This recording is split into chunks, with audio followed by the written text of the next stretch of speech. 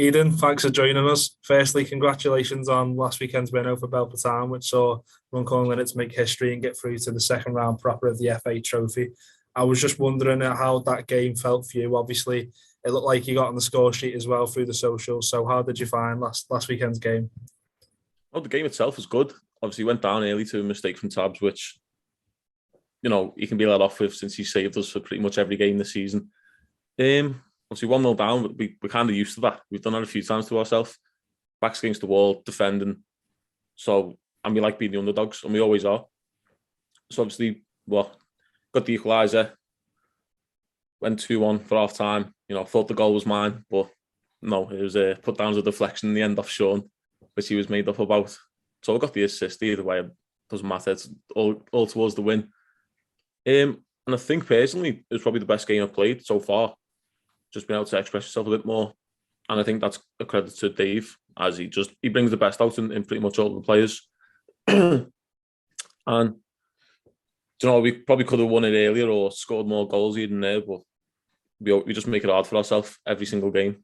And I think someone is going to get a beating soon where we're not there, be holding on, having to run our asses off all game long, where we can kind of just get the game put to bed and relax, which we should have done. But it was a win, and we got there in the end. It's a piece of history as well, because I already mentioned it's the furthest Linnets have ever got in the competition. Does that feel a little bit more special to you, considering that you're a local lad? It does now. Now I'm part of the club and I'm playing. But before, if I wasn't playing for them or I was playing for someone else, I never really looked on my doorstep for historical moments. But now, being a part of it, and obviously first lad to sign from coming through the club and stuff like that, you buy into it then, and then you do your own bit of research and you think, what's my local club? And you get to know the history yourself. And obviously alongside other lads coming up now, obviously got Mosley who came up, Josh Roberts and Matt Clifton. They've all stepped up now as well. So it's nice to see I've kind of opened that door to show younger lads that they can step into it. So yeah, I was about to mention then as well, Macaulay Clifton and Adam Mosley both come up, but you obviously laid the blueprint for being promoted. You were the first one to ever do it. How important do you think that is for a team like Linnets to have local lads now starting to come through? Yeah, very. And the thing is, people scrutinise managers and say, you need him, he's local, but you can't just bring in anyone. Like, it can go downhill then if you start bringing in players who just aren't good enough. Whereas, obviously, Adam, he's young, he's got his talent there, needs a bit of experience here and there, but he's played and he's scored for us. And you can tell the ability's there, the talent's there, and it's just a case of experience and building it up. Same with Macha and same with Josh. Obviously, Josh is a goalkeeper, so for him, he's got a lot more pressure on him if he is to play. But they come and train and they hold their own, so you can't knock them for it. Do you think that comes with a little bit more pressure then, being that you are, local, and there's that responsibility there that,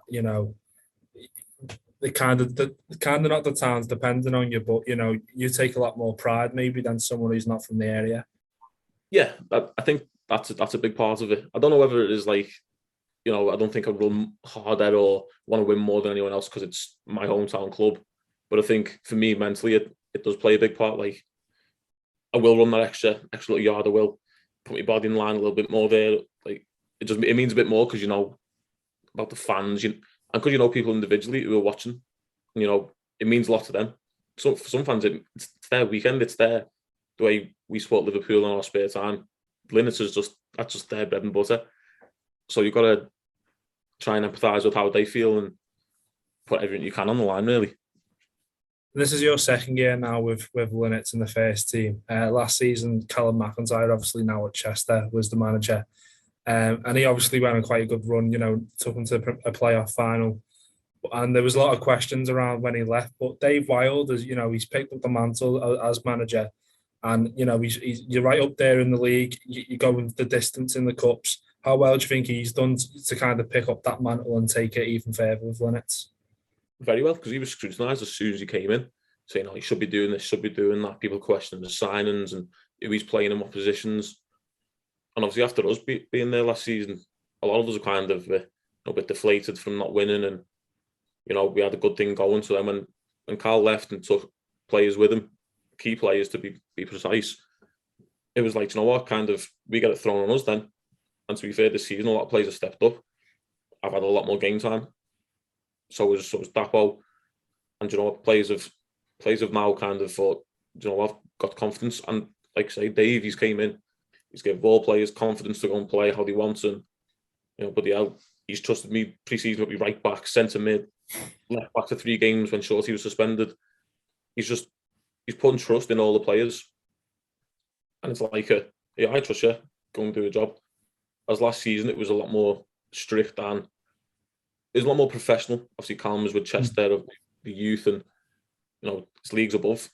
So he had the whole professional stand on it all, and it worked. It did work. Obviously, keep the group tight, but Dave's came in. Obviously, he was league above, and he got playoffs in I think 3 out of 4 seasons he was there or thereabouts. But he's came down and he's been in this level of football for that long, and he knows. So he's not as like strict, and you know he's got it how he knows, and that's this level of football. So like you say, you know, he'll put someone in one position if someone's injured, or he just trusts the players, and I think that is a testament to him being around this level for so long. Obviously, whereas Callum, he's where he should be now. You know, he's lived Chester for how many years, and he knows that level of football, and it worked when he came down. Obviously, didn't beat Marine, but we still haven't. Yeah. But you know, he's doing well where he is now. You mentioned as well, he obviously took some key players with him, like Joe Lynch and Ewan Murray, and Ryan Brook as well, who was the league's top scorer. And, you know, he was right up there in the charts for the non-league scorers as well at the end of the season. He's come back now. How big of a boost is that for you? And obviously, he's a forward player yourself. How big of a boost is it to have someone as experienced as him in and around the team again? Massive, especially after we played him last season. We've seen what he can do. And it's not just as a player, it's off the pitch as well, you know, changing rooms with the lads outside. And now we've got him and Jay Rainford together. The numbers them two have accumulated over the years of football is a joke. So you've got them two up top and you just feed them. Oh, like in training, feed them, they score. And that's all we need to do. So, you know, we'll get scrutinised saying, no, we're not scoring enough or assisting enough, but put it in the box, they'll score. Tap-ins, anywhere, they'll just score. And that's what they live for. So all we need to do really is just, like I say, feed them.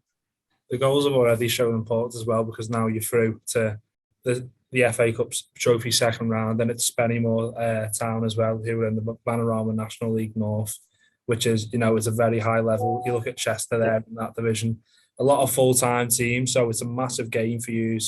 How much are you and the lads looking forward to this fixture? Like I say, we're always looked at as the underdogs.